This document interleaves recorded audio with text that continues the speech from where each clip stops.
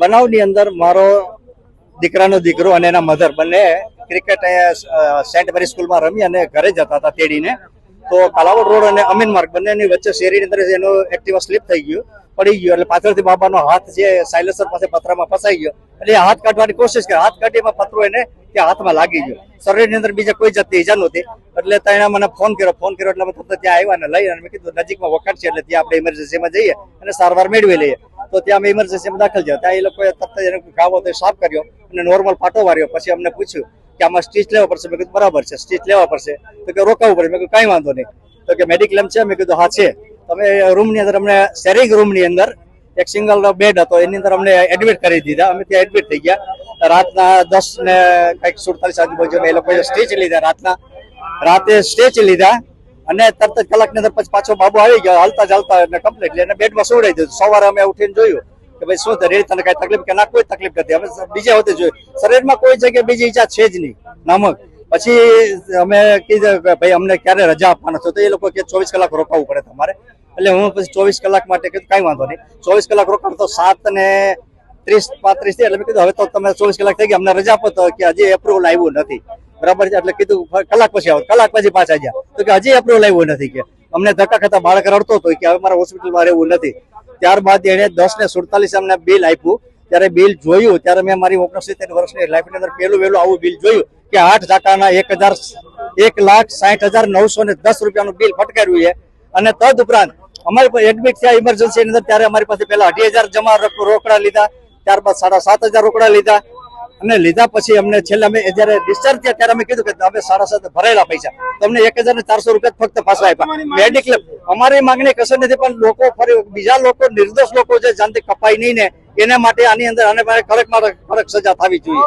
બરાબર. અમારે ફક્ત અમને હું પહોંચતો માણસ છું, ભલે મારા કદાચ મેડિક્લેમ હતો હું પહોંચી, પણ આજે જેનો મેડિક્લેમ ન હોય, મેં એને સવાલ કર્યો હતો ડોક્ટરને કે જેનો મેડિક્લેમ ન હોય એને પણ આવા તમે બિલ આપતા હશો તો ગરીબ માણસનું શું થતું હશે? તો એ બાબતે એક કેસ સમરી જે છે તે હું તમને રીડ કરી બતાવું છું. સો 9 વર્ષનો બાળક હેનિલ ચિંતનભાઈ માકાણી 4 માર્ચે લેટ ઇવનિંગમાં એવો એક રોડ ટ્રાફિક એક્સિડન્ટની સાથે અહીંયા આવ્યા હતા. અને અમીન માર્ગ પર એમનું એક્સિડન્ટ થયેલું હતું ને ત્યાંથી વોખાટ હોસ્પિટલ ઇમરજન્સીમાં એમને લાવવામાં આવ્યા હતા.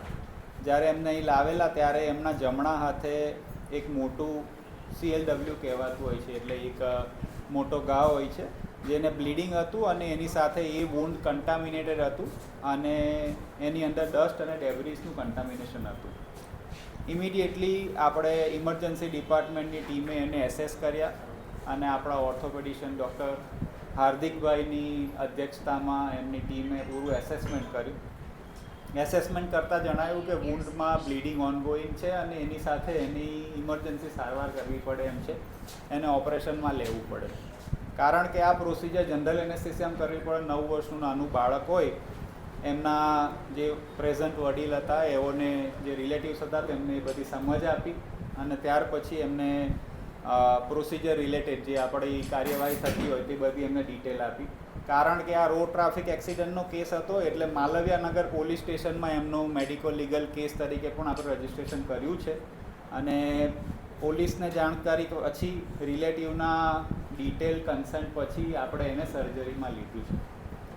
સર્જરી પહેલાં આપણે એમના પીડિયાટ્રિશિયન અને એનેસ્થેટિસ્ટની ફિટનેસ પણ થતી હોય છે, જેથી કરીને બાળકને એનેસ્થેસિયા રિલેટેડ જોખમ કેટલું છે તે પણ આપણે ઇવેલ્યુએટ કર્યું અને એ પછી બધું ધ્યાનમાં રાખીને ઇમરજન્સી સર્જરી માટે સેમ ડે આપણે એને લીધું, સો દેટ આપણું એનું જે વૂન્ડ છે જે ઇન્ફેક્ટેડ છે તેનું ઇન્ફેક્શન વધારે એને શરીરને નુકસાન ના કરે અને એટલા માટે ઇમરજન્સી સર્જરી કરવી પડી હોય.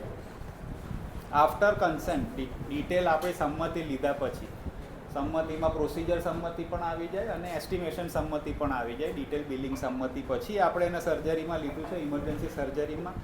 અને પેશન્ટની સર્જરી સારી રીતે પતી. રાત્રે એમને રૂમમાં શિફ્ટ કર્યા, બીજે દિવસે રાત્રે એમને આપણે ડિસ્ચાર્જ કરી શક્યા.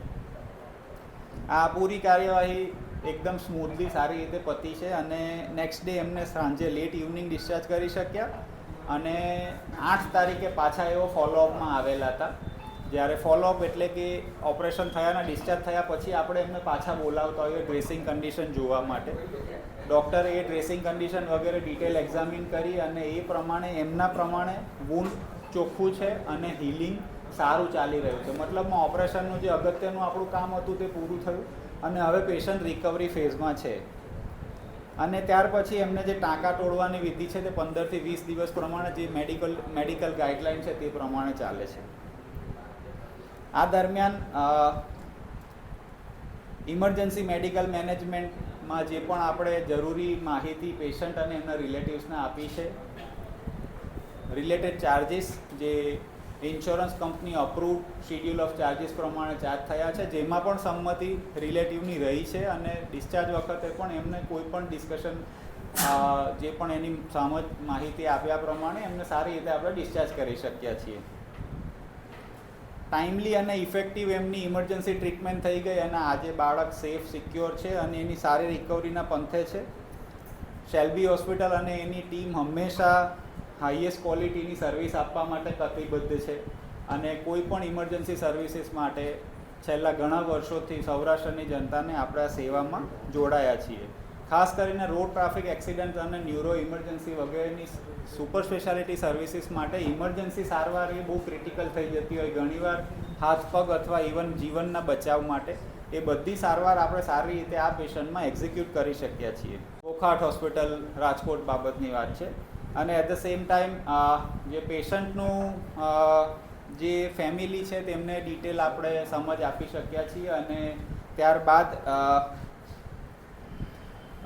રિમેઇનિંગ જે પાર્ટ છે તે ફોલોઅપમાં ડૉક્ટર્સની સાથે આવશે ત્યારે આપણે એની બધી માહિતી લઈ શકશું.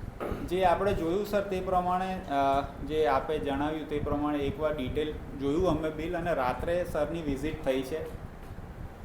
ડોક્યુમેન્ટેશન અને ટેકનિકલ એરરના લઈને એ 10:45 સમવેર ટાઈમ છે, જે રાતની વિઝિટ છે પણ AM તરીકે કેપ્ચર થઈ છે, અધરવાઇઝ એમની વિઝિટ ડોક્યુમેન્ટ. સર જે મેં તમને સમજ આપી તે પ્રમાણે દરેક ચાર્જિસ રિલેટિવ્સ અને જે શિડ્યુલ ઓફ ચાર્જિસ ઇન્સ્યોરન્સ છે તે પ્રમાણે અપ્રૂવડ ચાર્જિસ છે અને બિફોર ફાઇનલાઇઝેશન એ બધા ચાર્જિસ વેલિડેટ થતા હોય છે ને તે જ રીતે થાય. જે પણ ચાર્જિસ થયા છે તે આપણા અપ્રૂવડ SOC પ્રમાણે થયા છે, ડિટેલ એક્સપ્લેનેશન અને સંમતિ સાથે થયા. Thank you.